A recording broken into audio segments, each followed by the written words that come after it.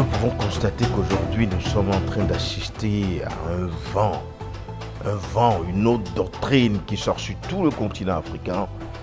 Il s'agit bien de la doctrine de la solidarité ou de l'unification du peuple africain dont on parle aujourd'hui communément le panafricanisme. C'est vrai, par définition, le panafricanisme est une doctrine qui vise à réunir le peuple africain. Si ce panafricanisme aujourd'hui devient de plus en plus brûlant, c'est que le continent africain a compris que leurs peuples ne sont pas unis. Leurs peuples ne parlent pas de la même langue, du même langage. Leurs peuples sont divisés. Je pense que ce mouvement devient on ne peut plus brouillon et qui va aussi dans une entropie informationnelle où c'est parfois les actions du panafricanisme sont parfois mal orientées d'une manière ou d'une autre, nous verrons certains cas. Mais ce que nous devons comprendre d'abord étymologiquement, c'est que le panafricanisme reste une doctrine qui a pour rôle d'unifier, de solidariser, de rendre comme un seul homme tous les peuples africains. Mais qu'est-ce qui est à l'origine? Pourquoi d'un seul coup, les Africains ont compris qu'il fallait nécessairement réunir les peuples africains? D'abord, il faut comprendre que les Africains vont faire un bilan alarmant. Après 60 ans d'indépendance, la plupart des pays africains sont encore dans des fiers amers, dans des bourbiers où véritablement tous les systèmes sociaux ne sont pas encore réglés, ne permettent pas une certaine habitabilité de leur population, un cadre de vie adéquat pouvant leur permettre de vivre dignement. Parce que nous avons quoi comme référentiel? L'Occident ou les États-Unis ou l'Asie. Donc ce qui a rendu possible même le panafricanisme en réalité, c'est la distribution communicative qui est basée sur les réseaux sociaux aujourd'hui.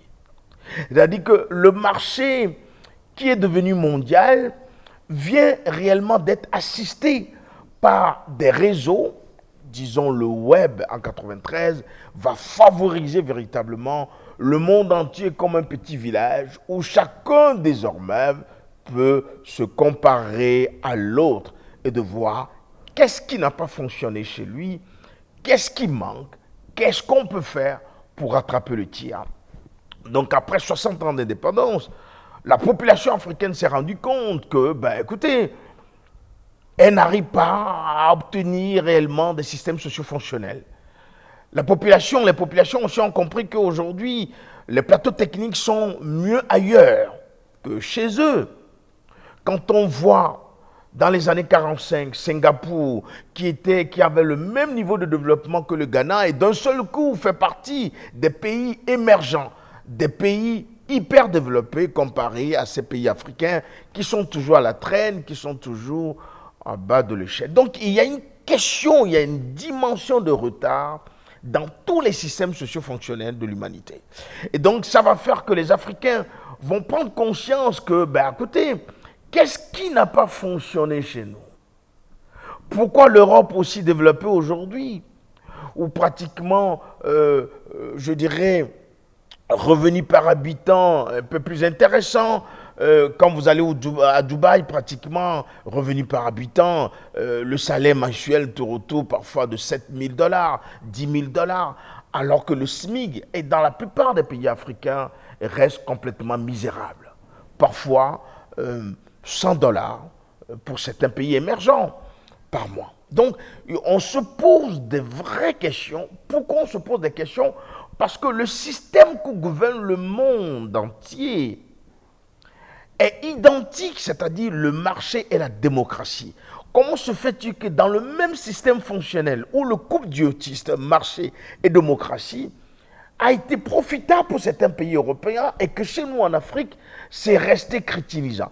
Qu'est-ce qui n'a pas fonctionné? 60 ans d'indépendance, je pense qu'à un moment donné, les réseaux sociaux, l'ubérisation réellement des réseaux, ou l'artefact sur la massification du web, avec l'accessibilité des niveaux de développement, l'idéal de certains pays, ont fait que les Africains se posent d'énormes questions concernant leur développement.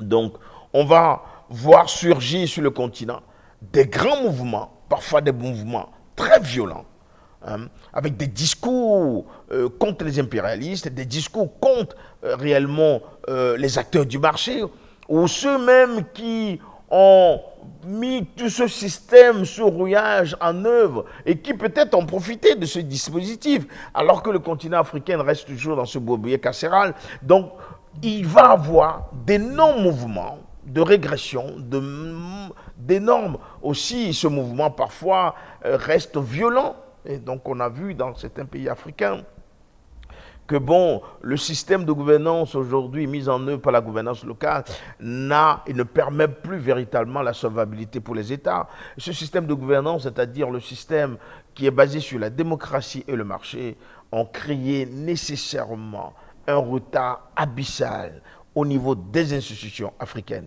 La plupart des foyers se résument à $1 par jour. Et on n'a même pas de plateaux techniques, et il n'y a même pas des hôpitaux dans des zones reculées. Donc, ces questions de développement deviennent de plus en plus récurrentes. De s'habiller. Très souvent, on dit chez nous, le gars, il est bien habillé quand il vient au bureau avec cravate. Cette manière est déportée sans tasse ni douane. Ça ne vient pas de chez nous. Donc, du coup, il y a des attitudes comportementales qui démontrent que l'Afrique s'occidentalise chaque jour. Donc, pour revenir à des valeurs africaines, pour que le respect de l'individuation africaine soit réellement connu par le monde entier aujourd'hui, c'est qu'il nous faut des capacités. Il faut que nous essayions de développer des systèmes. Il faut que nous essayions de développer des grandes entreprises africaines, capables même de vendre des technologies à l'extérieur. C'est de cette façon que l'on peut le respecter à l'extérieur.